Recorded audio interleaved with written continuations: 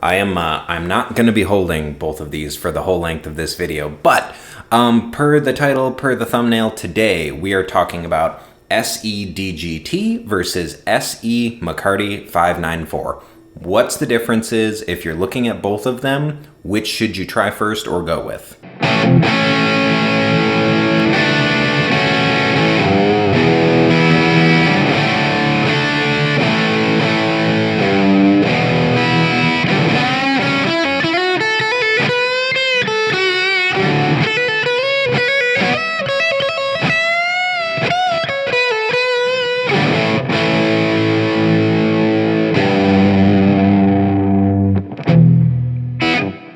Hello everybody, my name is Austin Randolph.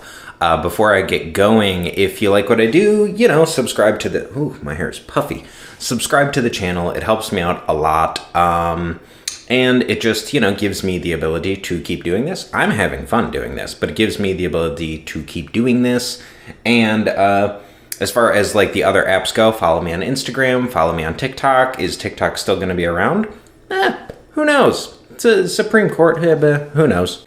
In leading up to doing this, I tried poking around to figure out what info is there out there, because on paper, these two guitars are really similar, and I actually had kind of a hard time figuring out which one I wanted to try first. And there's a couple videos on it, but I just kind of wanted to throw my 2 cents in the mix. In a real world application with it in your hands, what is the difference between the McCarty 594 and the DGT, both the SE models? And hitting the stop and start button while holding both is going to be impossible, so I'm just going to be holding one for the duration of this. I guess a bunch of similarities, right? So they're more similar than they are different, meaning same body shape, same pickup configuration. You have your two humbuckers. Both are splittable. Both have a 3-way selector switch. They're very similar on paper. To do what I normally do, I like to start at the top, make my way down. That's how my ADHD riddled brain, it needs some kind of structure or else I'll be all over the place. So headstocks, you get your PRS headstock. You do get different tuners between the two. On the DGT, you get your standard tuners you'd find on all of their SE stuff. On the 594, you will have probably similar quality tuners, but the buttons are going to be like those Clusani style tuning buttons you'd find on a Gibson. But, making your way down the neck, the frets are a little different. The frets on the DGT are a little chunkier than the frets on the 594 are going to be. You have the same nut, same like that PRS, Graph Tech sort of in-house nut they have. I think it's actually graphite and copper that they use to make their nuts. Frets are a tiny bit chunkier on the DGT. Neck profile. Neck profile is where you're going to find one of the more noticeable differences between the two models. The 594 neck, a lot of people describe it as like a perfect recapturing of... Sorry, I burped. Maybe I'll put that into like a funny thing someday or something. But a lot of people describe the 594 neck as being like a really, really, really good ode to the 1959 Gibson necks that everybody loves so much. It's a chunkier C that's super symmetrical, and it's crazy comfortable. Legitimately, it's like a perfect wide C. If you like a neck on the chunkier side, it's going to be really hard for you to find something you like better than this. I'm just going to be honest with you. The 594 has a killer... maybe let's see if I can do finger shapes.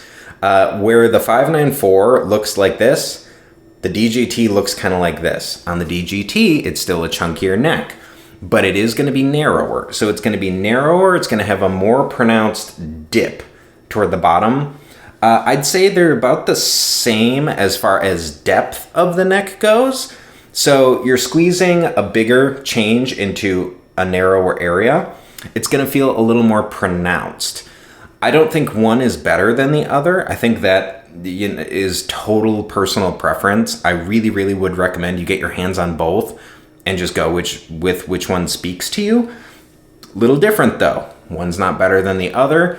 If I'm just giving my opinion that nobody asked for, I actually kind of prefer the neck on the 594, but they're just a little different. The DGT still has a killer neck if you dig chunkier necks. Scale length is going to be another big difference. It is going to feel different bending between the two guitars because the DGT uses Paul Reed Smith's scale length they have for a lot of their guitars. It's right in between a Gibson and a Fender, where it is 25 inches from the nut to the bridge. The McCarty 594 is named the 594 because it has a scale length that's a little shorter, a little more like a Gibson's.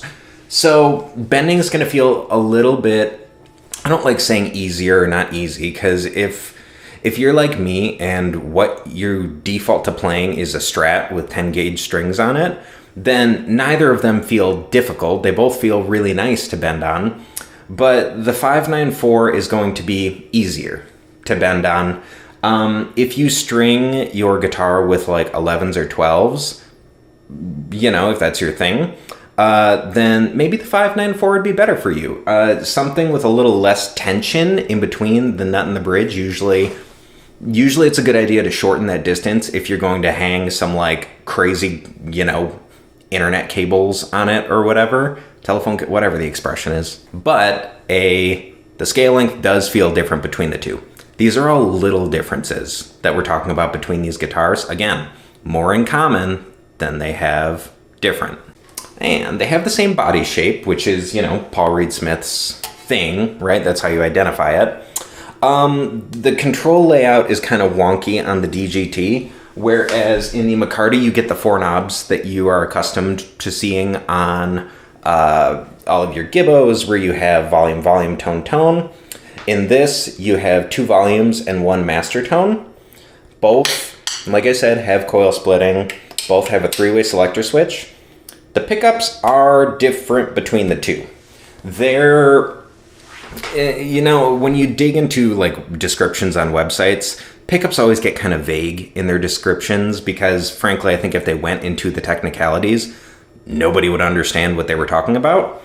But what I can tell you is they're similar. I think the DGT's pickups are slightly lower output than the 594. 594 still has low output pickups, but these feel really low output for like a modern humbucker. Both dirty up really fine. In the sounds you're going to hear, it's going to be, I'm going to try to have dirt, cleans, go through the different pickup configurations. These feel a little lower output. And again, there we go. That's personal preference. Where like the pickups in the DGT kind of feel to me like it's like a recreation of an old school Gibson PAF pickup from late 50s kind of a thing. And the pickups in the 594, they feel like maybe a recreation of like a Gibson Classic 57. And that's where pickups get so complicated because those Gibson pickups are an ode to 57 old school PAF humbuckers. It gets so convoluted, and frankly, so much of it is based on nothing. It's just a name. But what I can tell you is they're really similar. I'm getting a tiny bit more clarity in response out of the DGT as opposed to the 594. But I can tell you that the 594 pickups feel a little more comfortable when you're stacking more gain on it. If that makes any sense, those are a tiny bit higher output than these are. And we're approaching the end of the differences. Bridge. This has PRS's trem system in it, hence the David Grissom tremolo. So I just moved. I have a new background, I just moved. So the trem arm for this is probably in its case in the basement somewhere. But you have your tremolo system with springs, and you can wah, wah, wah, wah on this guy. Whereas the bridge on the 594, you can't. It's a fixed bridge. It's a lot like the stop tail bridge you'd find on a Gibson. There's people that go into like tonal differences between the two. I'm not going to do that today because I don't really know how different they sound inherently because of the bridge, if that makes sense. But functionally, this goes wob, wob, wob, and that doesn't. That's just fixed, slotted, drilled into the body. So, I'm going to lay these sounds in so that they're like back to back. So we're going to try to keep this as apples to apples as possible. Sounds you're hearing are through my Peavey Classic 20 mini head. And that's going through my Marshall 4x12, mic'd up with a Shure SM57. I'm not going to touch any settings on the amp. Everything on the guitar is on 10.